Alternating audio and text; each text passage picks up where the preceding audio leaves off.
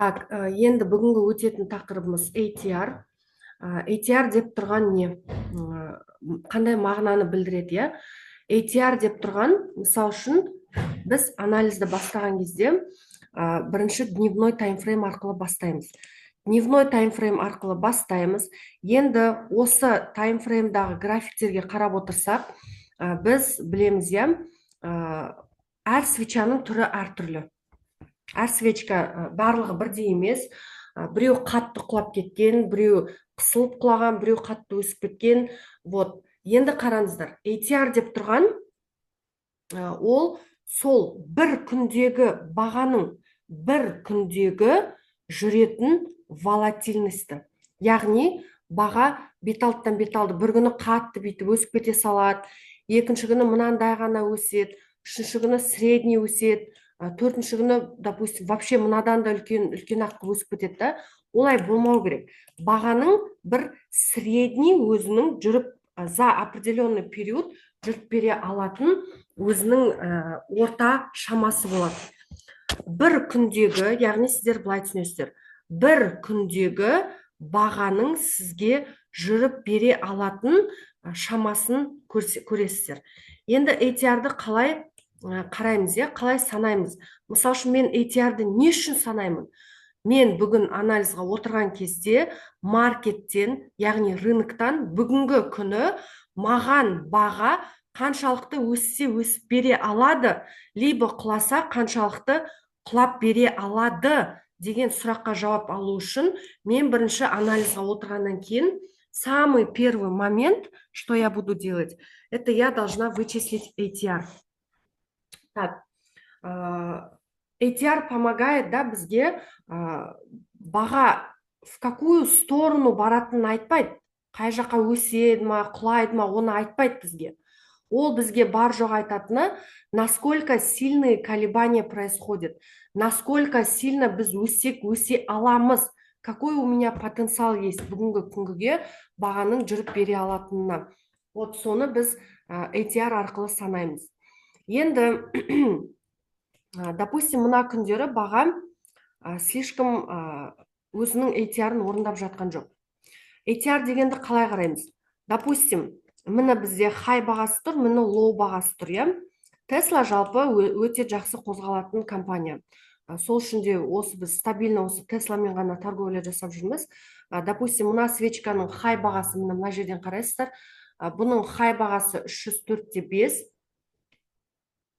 304.5, лоу бағасы 294.35, иә? $10 ғана баға қозғалып бере салған. Кеше $10 қозғалғанда, ну, как бы Тесланың $20, допустим, $20-15 жүріп беретін компания, поэтому $10 Тесла үшін өте аз. Но айтып тұрмын ғой, енді мына күндері пока бізде Тесла өзінің ATR-ын әлі орындалып жатқан жоқ. Енді ATR-ды қалай санаймыз? Оны былай істейсіздер. Бүгінгі күнгіге баға мына жерде бізде бүгінгі күні свечка пайда болады. Осы свечка өзімен өзі былай өсіп кете салмайды ғой, захотел өсе салады, захотел құлай салады. Нет, ол құласа определенный өзінің бір нормасын орындап береді. Вот сол қаншалықты орындалады, біз соны бірінші санап алуымыз керек. Ол үшін соңғы 5 күндегі свечкалардың средний ATR-ын тауып аламыз. Енді ол қандай свечаларды аламыз деген сұрақ. Мынандай тым үлкен свечкаларды алмаймыз. Допустим, мен мына күнге ATR санап жатсам, мен мына свечаны алам, мына үлкен қатты өсіп кеткен свечканы алмаймын. Потому что маркетте қарап отырсаңыздар, бұндай свеча бізде көп емес. Міне средний свечкалардан мы не должны ждать маркеттен максимально ATR орындап береді деп күтпеу керекпіз. Бізге орта шамасы ғана керек.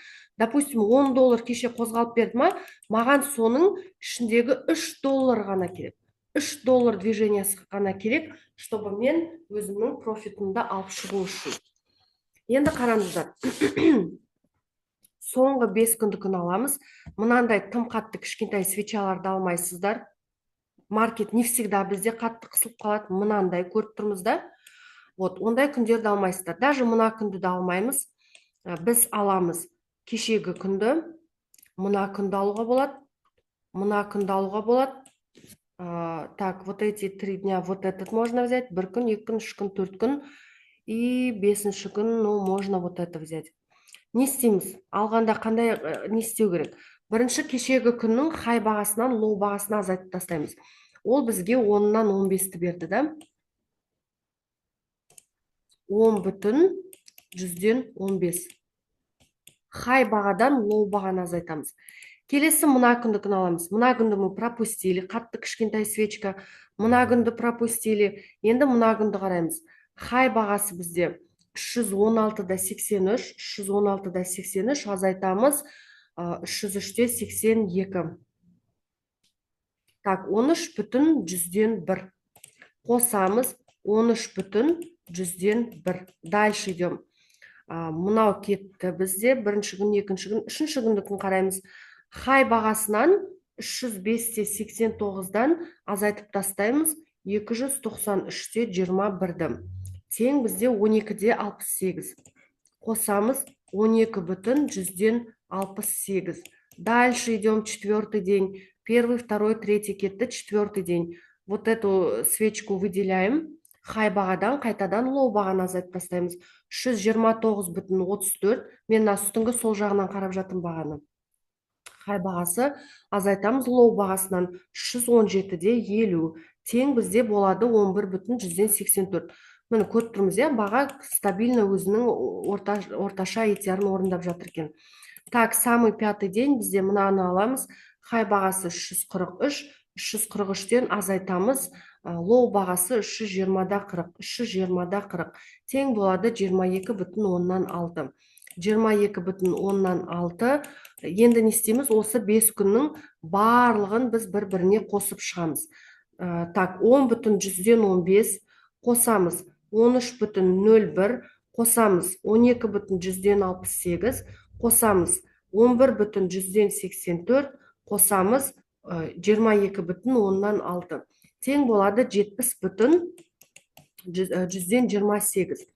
Енді қараңыздар, біз неше күннің шамасын қостық? 1 күн, 2 күн, 3 күн, 4 күн, 5 күн, я? Енді осы шыққан мәнді алып 5 күнге бөлеміз. 70,128 бөлінген 5. Сонда бізде болады 14,156. Біз осы $14 бүгін баға бізге жүріп береді деген сөз.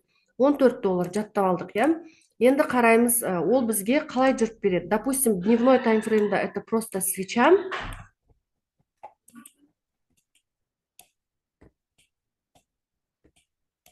Кешегі күннің ATR-ның, допустим, қарайық. Мен түсіндіргім келіп тұр. Қалай ол ATR-ды қалай қараймыз деген.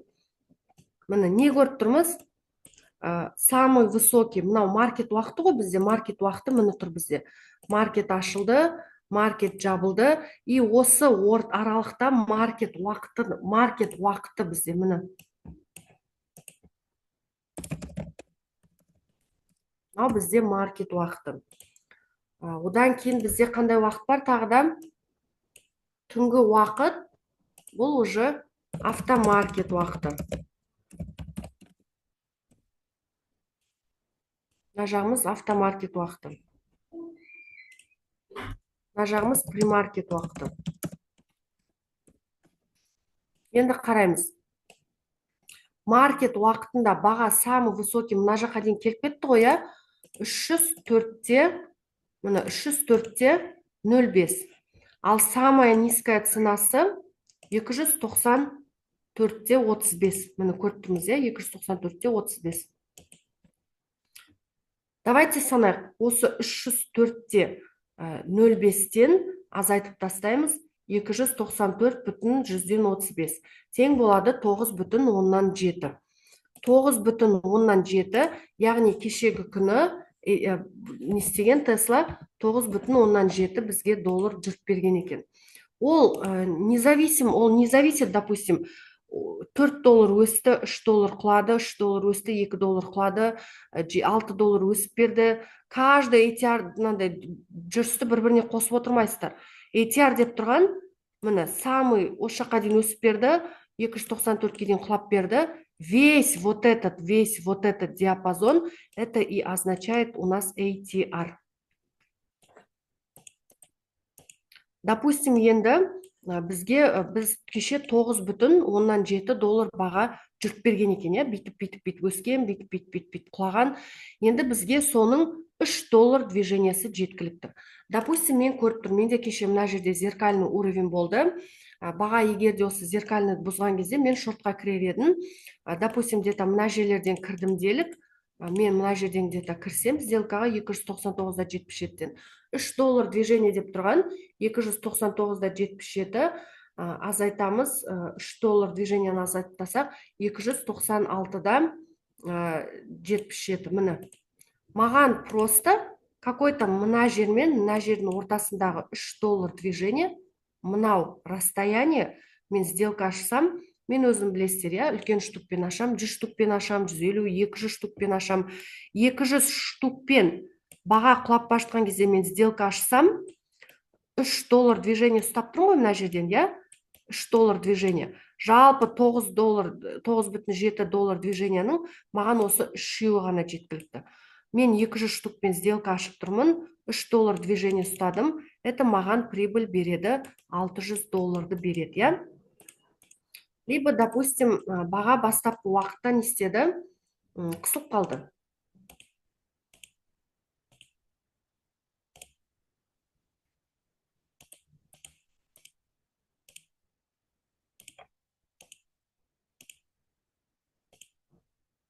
Міне бастапқы уақытта баға қысылып қалды, көріп тұрмыз, Баға треугольник создавать етті, өсті, құлады, өсті, құлады. И бүйтіп біздің жаңағы баға қысылып келді де, бүйтіп треугольнигімізден шықты. Ну, даже мына максты бұзып жатқан кезде, допустим, где-то мына жерлерден сделкаға кірсек, ну, я бы рискнула, допустим, где-то мына жерлерден кіруге.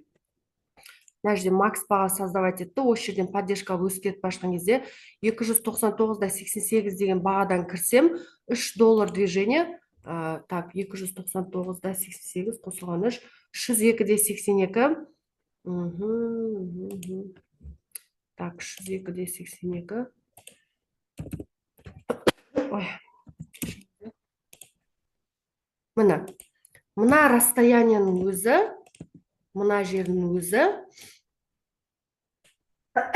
то же самое. Допустим, жарайды 200 штукпен емес, 100 штукпен сделка ашсам, баға өседі деп, мен 3 доллар движение ұстадым. Это маған прибыль береді 300 доллар.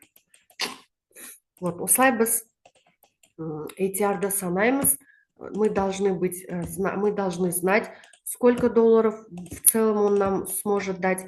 И дальше уже біз сол движениенің 3 долларын тексеріп етуді үйренуіміз керек. Енді қараңыздар. ATR түсінікті, домашнее задание сабақтың соңына қарай айтам. Одан кейін сайт бар. Қарай салуға болады, допустим, чтобы осыны санап отырмас үшін можно сайтқа зайти и посмотреть бүгінгі күннің ATR-ы қанша екендігін. Это делается у нас Finviz деген сайт бар. Finvizді мен қазір қоссам, просто Zoom кішкене зависать етіп қалады, поэтому көрейік қазір. Ссылкасын жіберем сол Finviz сайтының.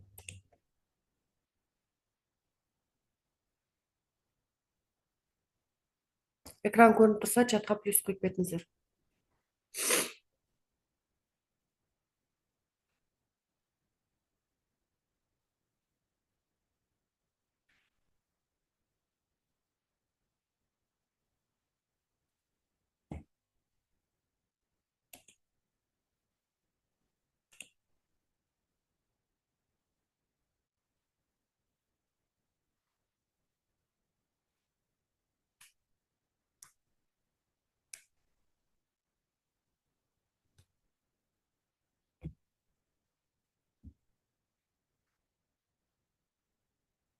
Осы сайтқа кіріп отырып зумды ашсаң, кішкене осылай зависать етіп, долго ашқысы келмей, ойландырып, адамды қинап жібереді. Вот, сол үшін постараюсь енді қазір бір көрсетіп шығуға. Зумның барлығы зависать етіп, осындай болады.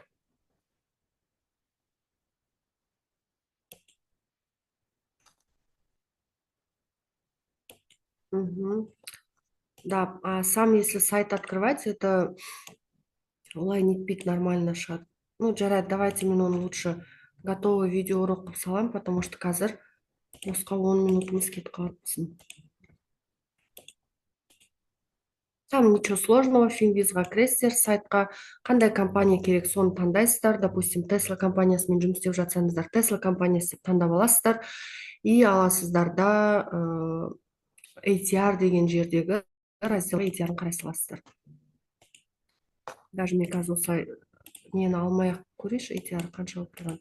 Бізде жаңа $14 шықты ғой, иә, бүгінгі ATR. Tesla компаниясының бүгінгі ATR-ы, это мы сами считали вручную. Енді қазір мен не арқылы қарап көрейін, сол Finviz арқылы.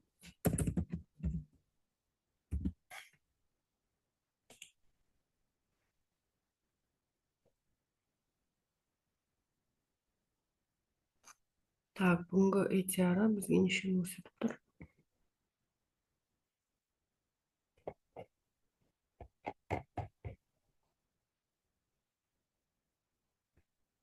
Он алтыда 73-ті көрсетіп тұр. 16-да 73-ті көрсетіп тұр екен. Вот, поэтому примерно осылай санайсыздар. Так, біздің келесі тақырыбымыз естіліп тұр ғой, да?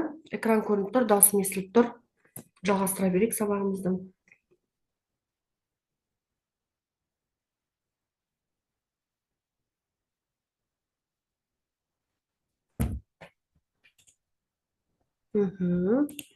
Енді қараңыздар. Біз графикке қарап отырған кезде біз көріп тұрмыз, иә, что свечкалардың түрлері әртүрлі. Жалпы свечкалардың біз екі түрін ажыратамыз. Мы растем либо падаем аккумуляционно, либо мы падаем и растем дистрибуционно. Яғни осы екі ұғымды бүгін ажырататын боламыз. Аккумуляция дегеніміз не?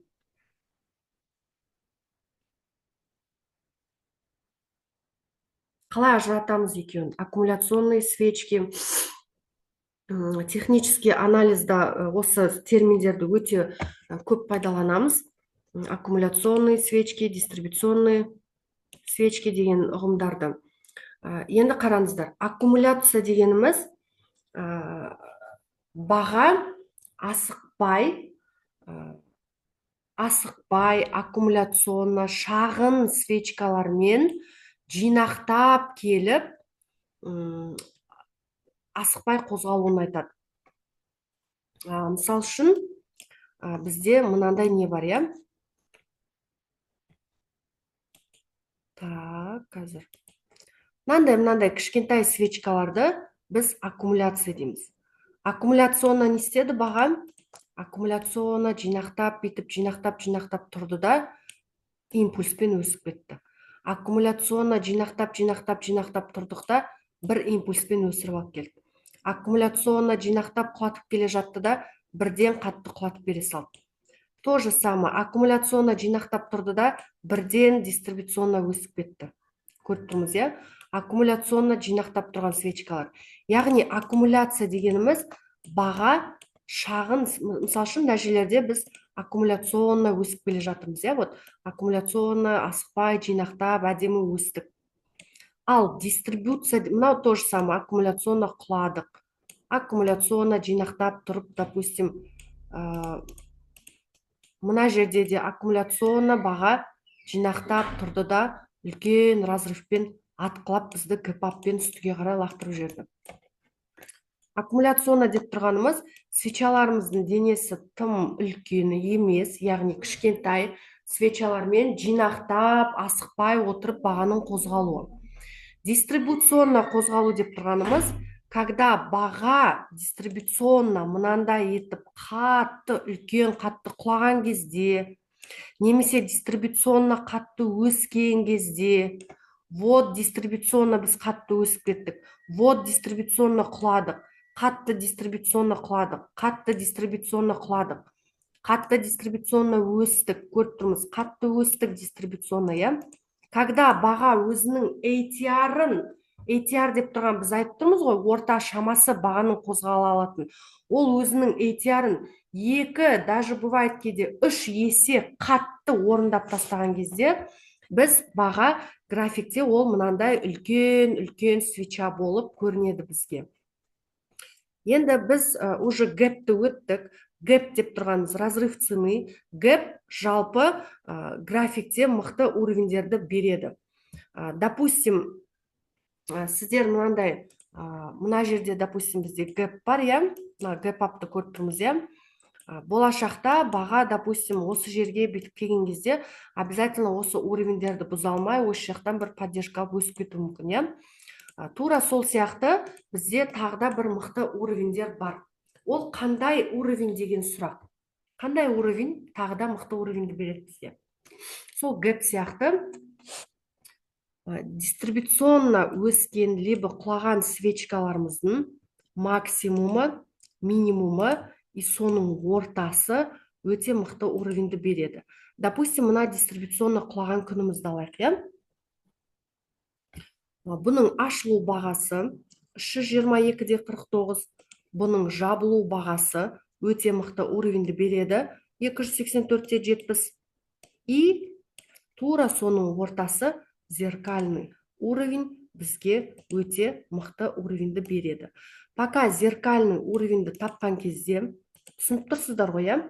Дистрибуционный свечамыздың ашылу бағасы максимумы, яғни жоғарғысы максимум, минимум и ортасы зеркальный уровень өте мықты уровенді береді. Оның максимумын мынандай магнитикті алып бүйтіп әкеп қойып қоясыздар, минимумын әкеп бүйтіп қойып қоясыздар. Все, это бұл нақты қатып қалған баға. Ал ортасын примерно на глаз бүйтіп әкеп қойып аласыздар. Пока бұл сізге мықты уровень емес. Зеркальный уровеньді тапқан кезде бізде міндетті түрде не болу керек? Привязка болу керек. Привязка деп тұрғанымыз не? Осы на глаз ортасына уровеньді қойып алдық и историядан мына жаққа қарай историяға қайтып барасыздар да қарайсыздар. Осы ортаңғы зеркальный уровеньге бізге бірнеше рет контакт болу керек. С чем у нас должен быть контакт? Историядағы свечкаларымыздың бір белгілі бір high, low бағаларына контакт болу керек. Немесе цена открытие, цена закрытиеге бір контакт болу керек. Сол историядағы осы бағалардың біріне әкеліп привязкаларыңызды жасап аласыздар. Вот мен на глаз қойып қойдым. Мен аламда қараймын. Осы уровеньнің тұсында мен не көріп тұрмын? Здесь у нас цена открытия, здесь у нас high стоит, да? И аламында, допустим, осы свечамыздың мен ашылу бағасына әкеп қойып алдым. Все. Это у нас получается 303,72 бізде зеркальный уровень, да? Кеше мен анализға отырған кезде біз осы дистрибуционно құлаған күніміздің ортасы зеркалкасын табушы едік в первую очередь. И баға действительно, қараңыздар, кешегі күнді қарайық, 2 минуттық таймфрейммен баға не істеген? Тура келіп зеркальный уровеньге тірелген, иә? Осы жақтан ложный пробой двумя свечами жасап, осы уровеньнен қатты біз құлап кеткенбіз, иә?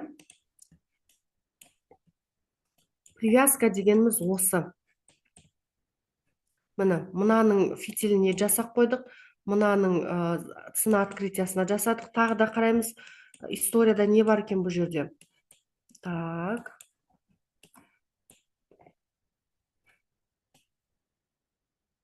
Мына зеркальный уровеньге хай баға, қатты құлатып тастаған. Мына жерде цена закрытия келіп тұр, иә, зеленый свечи. Здесь у нас гэпапым образовались. Көріп тұрмыз, қайта прошивать етіп осы уровеньді ала алмаған. Өте мықты зеркальный уровень. Получается, зеркалканы сызған кезде біз не сызады екенбіз? Максимум, ортасы зеркальный с привязкой и минимум. Давайте тағы да бір кез келген бір неге зеркалкасын тауып көрейік.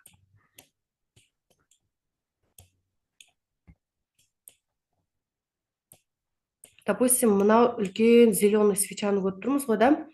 Давайте соның несін алайық. Максимум, минимум и ортасы зеркальный уровень. Пока мен на глаз қоя салам. Не көріп тұрмын? Куда можно привязать? Тура жанындағы свечамның хай бағасына келіп тұр екен, иә? Вот у нас, вот цена закрытияға келіп тұр. Енді қараңыздар. Баға не істеген? Тура вот бізде дистрибуционно өстік, ортасы зеркалка. Біз мына зеркалканы ала алмағаннан кейін құладық осының түбіне дейін. Осының түбін бұза алмағандықтан өстік. Именно осы мынау гэпап болып лақтырып жерді. Қайда лақтырып жерді? Мені зеркальный уровеньнің үстіне. Осы зеркалкадан біз поддержка алып, максты бұзып келіп, дистрибуционно өсіп кеттік.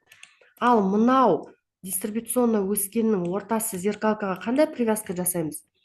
Уже мынау дистрибуционно өскен күніміздің мен осының хай бағасын алып алатын болсам, хай бағасы мына дистрибуционно өскен күніміздің зеркалкасы осы мынаның хай бағасы болады екен. Бұл өте мықты уровеньді береді. Когда сіздердің әрбір алып отырған зеркальный уровеньдеріңіз осылай на глаз ала салмайсыздар, белгілі бір историяда осындай бағаларға привязка жасап барып қойсаңыздар, баға обязательно не істейді? Осы уровеньдеріңізге реакция береді. Так, үй жұмысы. Бағана біздің өткен тақырыбымыз бойынша кез келген мына жердегі, допустим, Apple компаниясын аласыздар деген сияқты соңғы дневной таймфреймге қойып ATR-ын санайсыздар. Мына күнді алмаймыз, қатты қысылып қалған күн. Мына күн тоже самый қатты қысылып қалған күн алмаймыз. 1 күн, 2 күн, 3 күн, 4 күн қысылып қалған күндердің бәрі 5 күн. Вот эти 5 дней қосып, бөлетінге бөліп, ATR-ын санап аласыздар. Сосын мен айтқан сайтқа кіріп, сол сайттан тоже бағанағы ATR-ын қарайсыздар. Сіздерде примерно бір шама шығу керек. Дальше, келесі екінші жұмыс, үй жұмысы аласыздарда, допустим, бір Nvidia деген сияқты кез келген компаниядан, допустим, мынаның бәрі аккумуляционный свечаларда. Сіздер мынандай дистрибуционно өскен свечканы аласыздарда, былай істейсіздер. Бұның максимумын белгілеп аласыздарда, былай жазып қоясыздар. Максимум. Бұл максимум өте мықты уровеньді береді. Дистрибуционно свечаның өскен максимум. Дальше у нас минимум.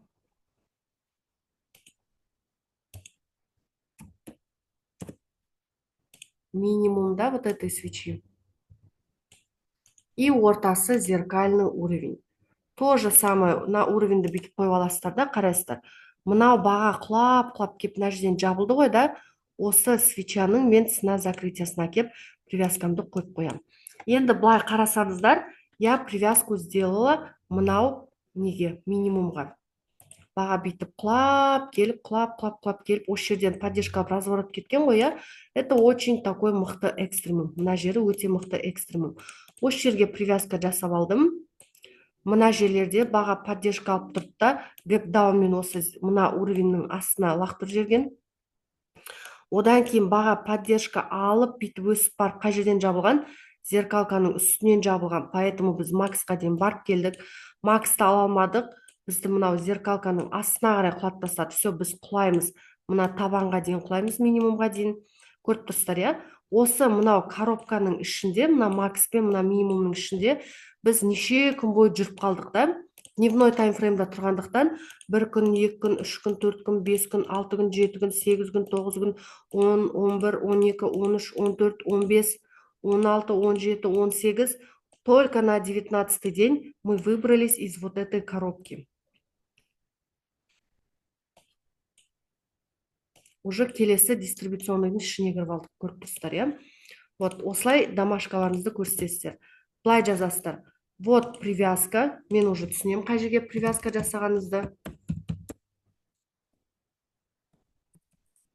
Привязка. Привязка к зеркальному уровню. Получается, сіздерде мынау болады. Менде. Максимум, минимум привязкасы зеркальный уровень. Тағы да бір мысал көрсетем. Үй жұмысын орындауға. чтоб сіздерге түсінікті болды. Допустим, міне дистрибуционно құлаған күніміз. Соның максимумы мықты уровень, минимумы мықты уровень, ортасы зеркальный уровень өте мықты бағада. Значит,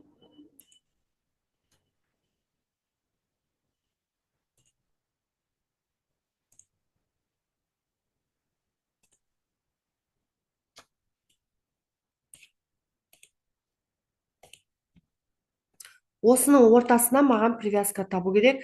Мен бүйтіп историядан қарадым. Мына жерде хай бағаға кеп тұр екен, мына жерде лоу бағаға кеп тұр екен. Допустим, мынаны денесіне қойып алсам, мен көріп тұрмын, ортасынан сәл, ортасы мына жер ғой где-то, ол сәл жоғары кетіп қалып тұр, иә. Поэтому аламда мына свечамыздың хай бағасына кеп қойып қойдым. Мына свечаның лоу бағасына кеп тұр. Екі привязка табылып тұр уже. Бір привязка, екі привязка лоу бағасы. Вот лоу бага у нас стоит.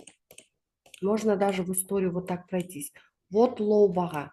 Вот на жерде цена открытия, цена закрытия, хай деген сияқты.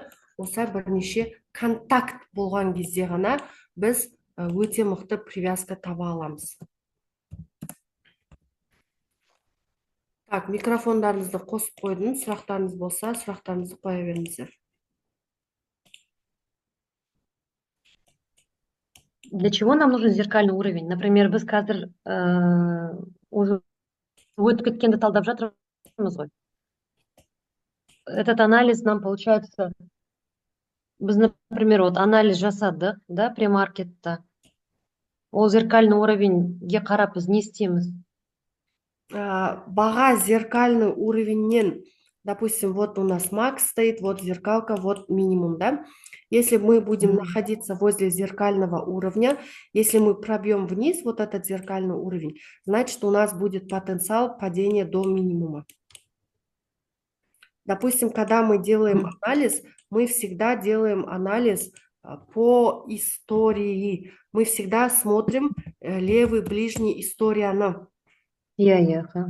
Вот өткен күнге қарап отырып біз анализ жасаймыз да. Допустим, мы сейчас работаем, біздің рабочий коробкамыз десек те болады. Біз мынау дистрибуционный свечамен жұмыс істеп жатырмыз. Сонда қай жерде сделканы ашып жатырмызды өзімізге белгілеп аламыз ба? Вот зеркальный уровень, он нам каким образом помогает? Допустим, вот біз бүгін анализға отырдық, так как мы стоим вот рядом с вот этим дистрибуционным свечой, да, біз обязательно зеркалкасын алдық. Значит, біз төменнен бүйтіп поддержка алатын болсақ, бізде бар потенциал 305-те 50-ге дейін өсетін деп біз бір анализ жасап аламыз. Екінші, 2 минуттық таймфреймге сделкаға біз кіші таймфрейммен қараймыз ғой, да? Допустим, мысал үшін баға кеше ашылды и өсті именно до зеркалки жетпеген, жаңа мен көрсеттім ғой, алдындағы 303-те бірдеңе дегенде бізде зеркалка болды. Соған дейін әкелді, зеркалканы ала алса, ол да максқа дейін өседі, допустим. Ну, оның өзінің ATR бар ғой, бір күндегі орындап бере алатын. Ол зеркалкаға дейін бүгін жетпесе де ертең, допустим, жетуші еді.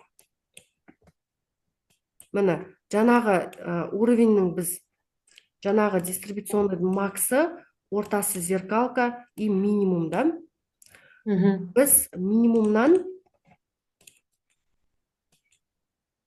мынау екінші этажда дистрибуционныйдың астында жүрміз ғой, мынау үстінде жүріп, зеркалканың астына кіріп кеттік, біз пока төменгі этажында жүрміз.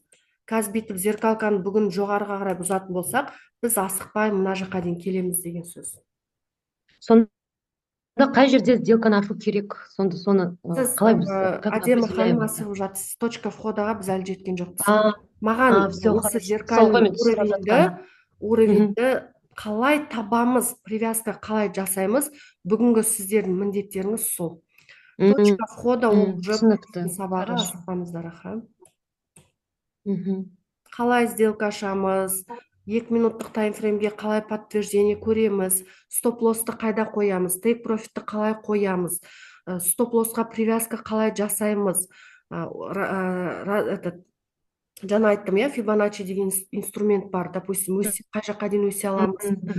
Он өтетін тақырып жетеді әлі. сіздер түсінікті, главное хорошо. ертең мен зеркальный уровень деген не деген кезде базалық тұрғыда сіздер уже білу керексіздер, что такое зеркальный уровень. Хорошо. Сосын сіз бағана, когда вначале объясняли, например, 200 штукпен крем дедіңіз, да, сіз? Мгм. Бізге важно $3 деп енді. Мгм. Ол да вперед, может, забегаю, просто я правильно поняла?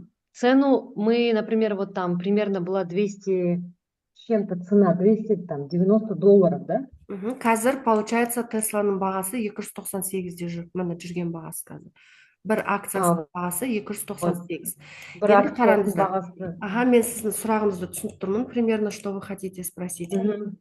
Допустим, сіз қазір басында біз демо счетпен үйретеміз сіздерге. Моя цель Иә. сіздерге мынандай $3 движениені ұстауды үйрену. Неважно, лонгқа кіресіздер ма, шортқа кіресіздер ма, главное осы $3 движениені қорықпай, спокойно ұстау. Менің целім сол сіздерге соны үйрету. Енді қараңыздар, бастапқыда сіздер мен сияқты бірден 2 штукпен кірмейсіздер. Иә. Сіздер үйренесіздер 1 штук акцияны алуды, әдемі үйреніп жатсыздар, 5 штукқа көбейтесіздер, 10 штукқа көбейтесіздер. Бірден ала сала, вау, здесь можно зарабатывать деп 50 штукқа өтіп кетпеу керексіздер. Енді қараңыздар, сіз үйренесіз 1 штукпен басында үйренесіз, 1 штукты сатып аласыз, допустим, баға өседі деп сделка аштыңыз, $3 движение ұстадыңыз ба, бұл сізге $3 прибыльді береді. 10 штук акция сатып алсаңыз, сіздің 10 штук акцияңыз, $3 движениеңіз, это уже $30. Получается, қандай бұл жерден біз не ұғамыз? Что біздің прибыліміз, ол біздің депозитімізге байланысты.